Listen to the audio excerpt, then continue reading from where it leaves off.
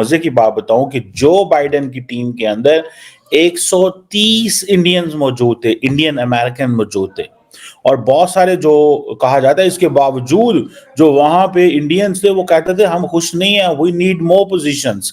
Question ये है कि एक भी बंदा इनमें पाकिस्तानी नहीं है। मतलब क्या पाकिस्तानियों के लिए नो गो एरिया है?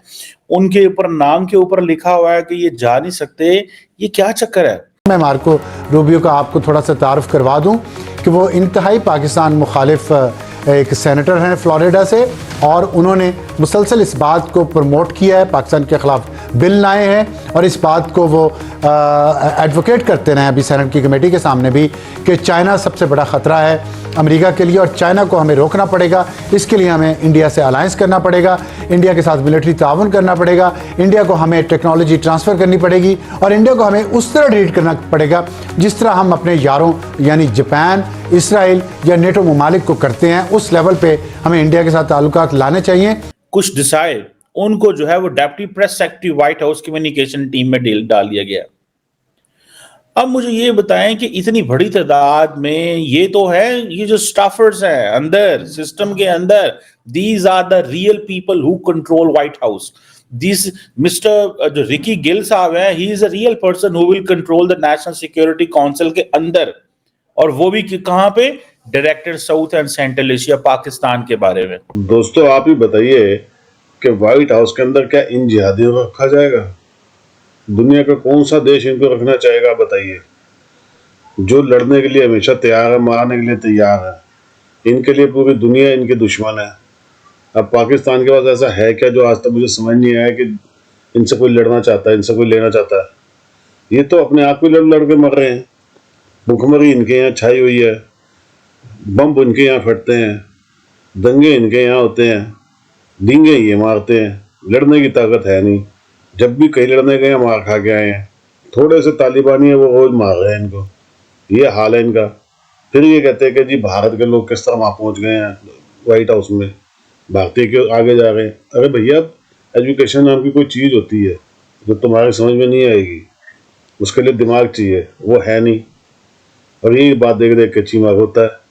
वो कह रहा है भैया सारे वहाँ पहुँच के ये गधे है कहाँ? ये गधे वहीं हैं पाकिस्तान में और वहीं ठीक लगते हैं। कमेंट्स कीजिएगा दोस्तों, वीडियो को लाइक और चैनल सब्सक्राइब जरूर कीजिएगा।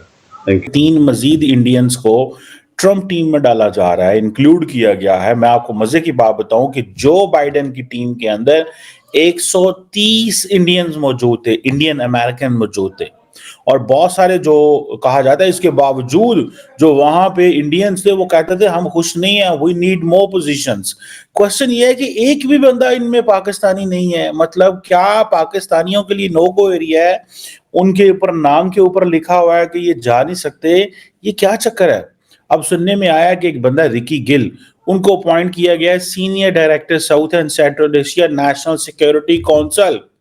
ये वही नेशनल सिक्योरिटी काउंसिल है जहां पे बाइडेन एडमिनिस्ट्रेशन के जॉन फाइनर जाते जाते ये कह गए कि पाकिस्तान का जो लॉन्ग रेंज मिसाइल प्रोग्राम है वो अमेरिका के लिए खतरा है। एक और है, उन्हें बोलते हैं सौरभ शर्मा, ये प्रेसिडेंशियल पर्सनल ऑफिस में स्टाफिंग एंड अपॉइंटमेंट्स।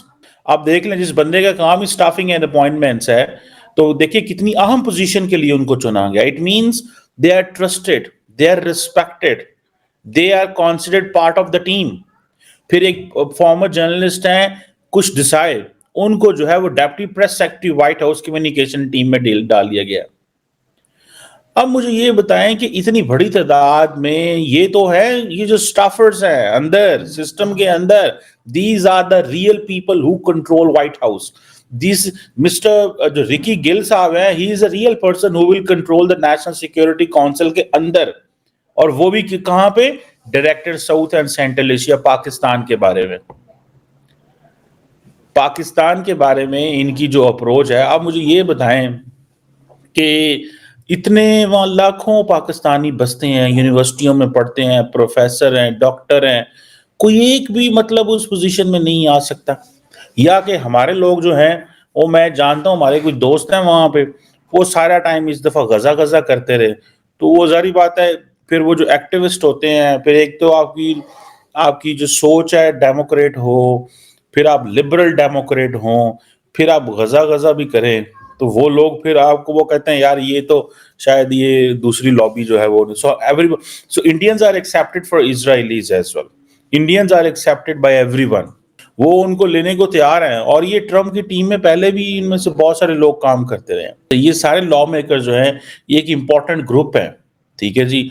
और इंडियन अमेरिकन कम्युनिटी का यानी कि immigration reform, education, economic development, इसको समोसा कॉकस कहा जाता है, ठीक है जी।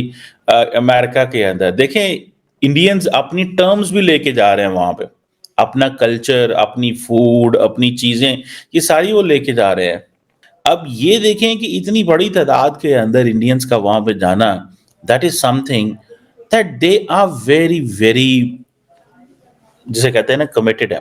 अब फॉर एग्जांपल निकी हेली जो है, विवेक रामास्वामी कल्लई कॉफी है, और उन्होंने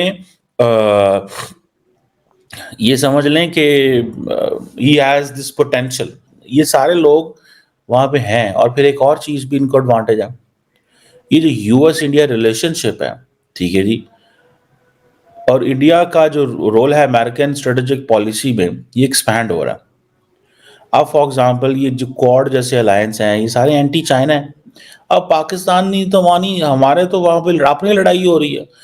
सो ये जो इंडियन अमेरिकन का जो राइज है, इसको पूरा स्टडी करना चाहिए। दिस शुड बी, मैं आपको बात बताऊं, this is a lot of confidence over the Indians in the United states. और ये जो राइज है इंडियन अमेरिका का in politics, in public policy, in think tanks, in other places, this basically shapes the foreign policy narrative. This basically shapes the foreign policy narrative. So American foreign policy is no longer being controlled by the Israelis alone.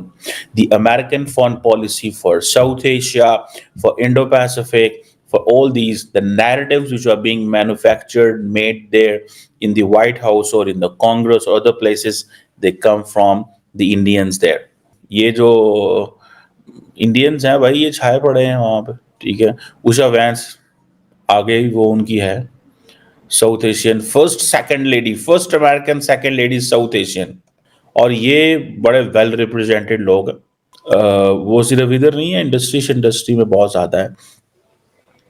मुझे याद है when I was in Boston, I met a few Indians there, all were scientists, engineers, doctors, ठीक है जी, टकाक। लेकिन हमारा जो जारी बात है, हम रुक गए उसी पे आके, गाड़ी के ऊपर और घर के ऊपर।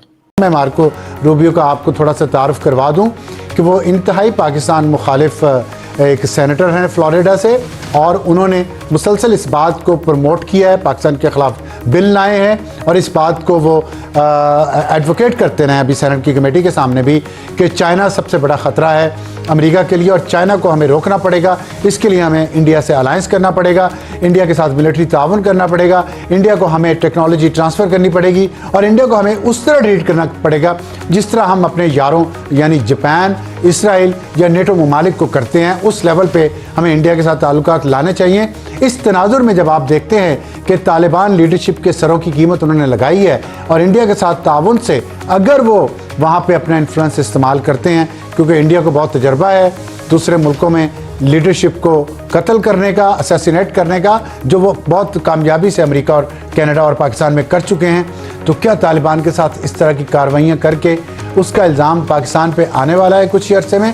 बहुत एक ख़तरनाक और संजीदा सूरत हाल इस खित्ते में उभर रही है।